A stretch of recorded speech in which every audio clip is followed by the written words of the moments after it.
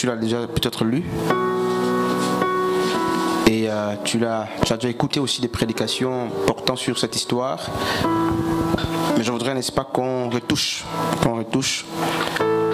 un petit peu l'histoire d'Abraham. Ou du moins, n'est-ce pas, la morale de la vie d'Abraham. Pour moi, et je crois que les servantes du Seigneur l'ont dit, Abraham fait partie donc des modèles de la foi. C'est un des premiers modèles d'après le Tanakh. Donc d'après, n'est-ce pas, la Bible hébraïque, Abraham est le modèle parfait de la foi. Lorsqu'on prend Salomon comme étant le modèle parfait de la sagesse chez les Hébreux, Abraham, à son tour, est pris comme étant le modèle par excellence de la foi. Et l'arrière-plan, n'est-ce pas, je pense que c'est toujours important de présenter les choses de cette manière. Et qu'un micro descende, le même micro peut descendre parce qu'on va travailler un peu. Et je ne vais pas parler seul. Alors, l'arrière-plan nous présente un homme qui est né d'un père qui était donc Téra ou Térak pour certaines traductions. Et Térak, le nom Térak signifie, n'est-ce pas, d'aucuns disent c'est le retard. C'est le retard. Et Térak, père d'Abraham, avait donc, n'est-ce pas, donné naissance à ce dernier, où les théologiens s'accordent. Il y a, c'est vrai, n'est-ce pas, une grande guerre théologique. D'aucuns disent qu'il était justement sorti de la Mésopotamie, de la Chaldée ou la Chaldée. D'autres disent qu'il était à Haran. De toutes les façons, Our, donc certains disent qu'il était de Our, de Chaldée. D'autres disent qu'il était sorti de Haran et que c'est là justement que la promesse lui avait été donnée. Mais ce n'est pas ça l'objet du message. Je veux juste qu'on retienne quelque chose. Mais avant, pendant que les Bibles sont ouvertes, je ne vais pas donner nos textes justement qui parlent de l'histoire d'Abraham. Les chrétiens, vous aurez des Bibles devant vous, vous allez ouvrir Genèse, vous allez trouver vous-même le passage qui commence justement à mentionner l'histoire d'Abraham. Ça va faire l'objet d'études pour ceux qui sont sur place. Et c'est aussi une fierté de trouver soi-même, n'est-ce pas, un texte biblique. Je voudrais qu'on me donne un objet quelconque. Néanmoins, on peut laisser, s'il n'y a pas un objet là, quelqu'un, une pièce d'argent là, même 100 francs 50. Quelqu'un a quelque chose, je vais rendre. Quelqu'un a une pièce de 100 francs. Ok, merci Sœur Marie. Ok, il y a 50 ici. Je veux qu'on suive cette histoire ou ce cas pratique et après ça on va comprendre, on va revenir sur Abraham. Et je vais poser la question, le micro peut être là-bas, la Sœur Marie, donc on va travailler avec les chantres qui sont là pour éviter.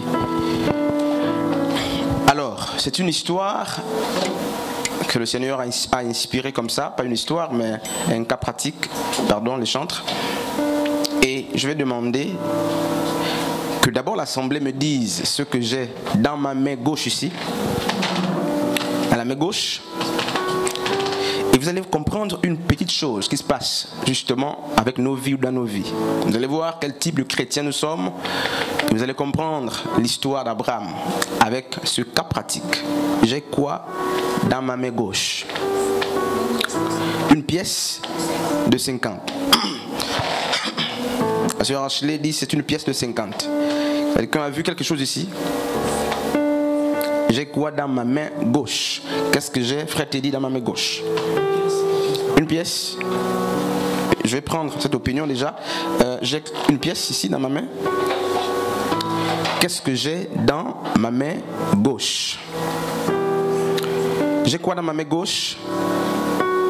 Pour ceux qui veulent avoir l'audio, frère Julien, tu mets l'audio sur le baf là-bas, au téléphone de la sœur Ashley. Qu'est-ce que j'ai dans ma main gauche? Non, c'est pas un piège. Je veux juste qu'on travaille et qu'on comprenne quelque chose. C'est un cas pratique. Et très souvent, on passe d'une manière linéaire. Qu'est-ce que j'ai, frère Gaël, dans ma main gauche? Voilà, ton attitude, c'est très bien. C'est très bien ton attitude. Qu'est-ce que j'ai dans ma main gauche? Sœur Rebecca, qu'est-ce que j'ai dans ma main gauche? Une pièce. Sœur Dorian. Non, si vous ne savez pas, vous dites que vous ne savez pas. On va... Comment? Aucune idée. Frère Gaël, ancien Astrid, j'ai quoi ici? Aucune idée. J'ai quoi ici? Rien. Alors, on va prendre quelqu'un d'autre. Joss, Sœur Joss, qu'est-ce que j'ai ici? Il n'y a rien ici. Sœur Violette, qu'est-ce que j'ai ici? Il n'y a rien. Je comprends ce qui se passe maintenant. Je comprends ce que... Ah ouais, je comprends mieux. Effectivement, je n'ai rien ici. Je n'ai rien ici. Mais j'ai vu des gens dire que j'avais 50 dans ma main gauche. Mais si je n'avais pas demandé 50 avant, ils n'auraient jamais mentionné que j'avais 50 ou que j'ai 50 dans ma main gauche.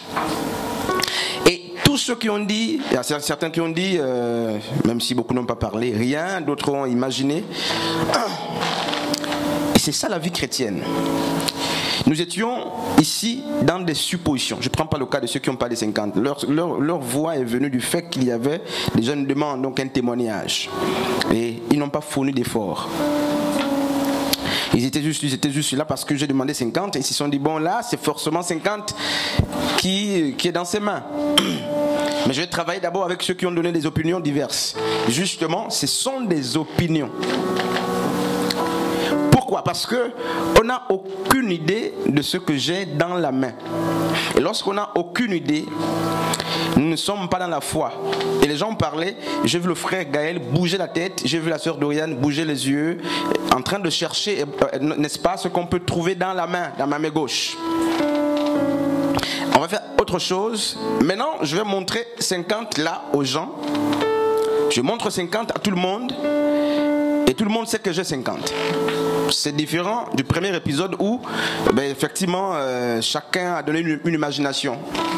On était dans l'imaginaire, donc les opinions, la confusion, et on pouvait dire le papier, le stylo, et voilà.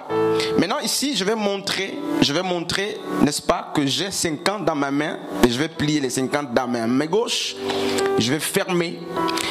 Et si je pose la question aux gens, la question de savoir ce que j'ai dans ma main, en vérité, sauf si on fait de la cécité, les gens vont s'accorder pour dire que j'ai 50. Je vais tester quand même.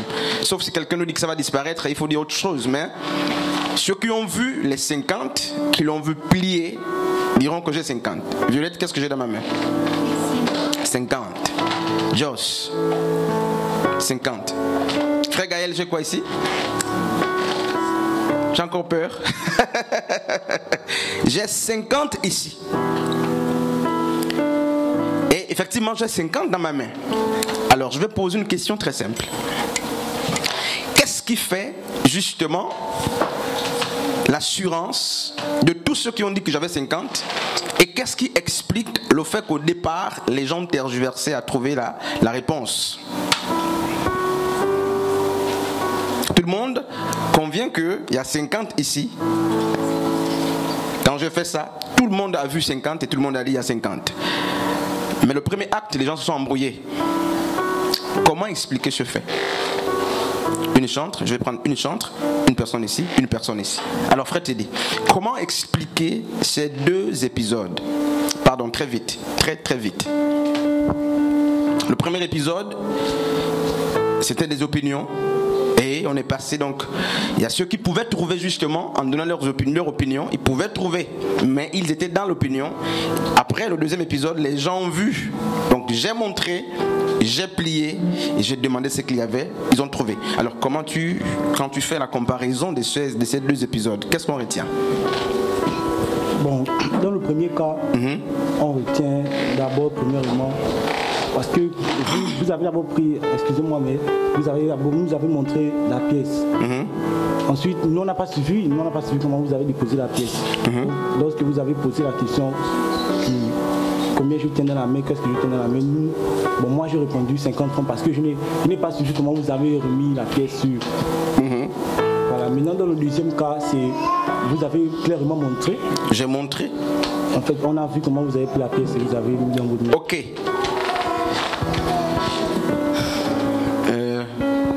prendre quelqu'un d'autre. Sœur Ashley, donnez le micro là, pardon, ici, et je vais basculer par ici. Et on va travailler ensemble. C'est peut-être particulier aujourd'hui, mais on va travailler ensemble. Et on va tirer une morale. La différence pour moi entre les deux, c'est la vue. La vue. Oui. La première fois, je n'ai pas vu. La première fois, elle n'a pas vu. J'ai pas vu, j'ai pas fait attention, j'ai juste répondu parce que vous aviez demandé à la sœur que... Donne-moi 50. Voilà, et qu'elle vous a donné 50, elle a dit 50. Et bon, comme j'étais en train de sortir la Bible, je n'ai pas suivi. Oui. Maintenant, la deuxième fois, j'ai bien vu. Bien vu. Voilà. Donc, ok, je vais prendre, merci beaucoup sœur Ashley, je vais terminer avec la sœur Nel. C'est Nancy. Voilà, avec la sœur Nancy. Pardon, en quelques minutes aussi. Pourquoi tout ça là, c'est circulaire? Ça, c'est une prédication circulaire. On ne voit pas où on va, mais on va quelque part. Oui, sœur Nancy. Dans le premier cas, c'est comme la sœur a dit, que les gens ont répondu parce qu'ils n'ont pas fait attention. Ils n'ont pas fait attention. Ils ont juste répondu. Oui. Dans le deuxième cas, ils ont vu. Ils ont vu. Comment vous avez montré? Ok, merci. Tout ça, c'est juste. Toutes les réponses sont justes. Donc, c'est aussi, n'est-ce pas, l'image de notre vie. Notre marche avec Christ est pareille à l'action qu'on veut déposer, aux deux actions qu'on vient de poser, aux deux actes qu'on vient d'observer. Lorsqu'on n'a pas connaissance, qu'est-ce qui se passe? Dans Jean chapitre 4, à partir du verset 20, si vous voulez 23, on ne va pas lire ce texte.